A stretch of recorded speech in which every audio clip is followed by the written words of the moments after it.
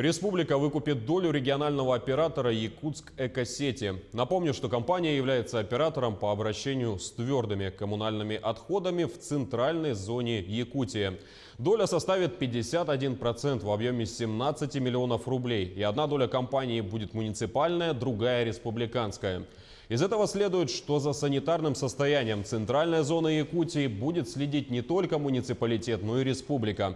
Причина выкупа доли – отказ одного из учредителей Якутской Экосети инвестировать в строительство нового полигона по утилизации мусора. Таким образом, вопросами строительства нового полигона и рекультивации старого займется и региональная власть.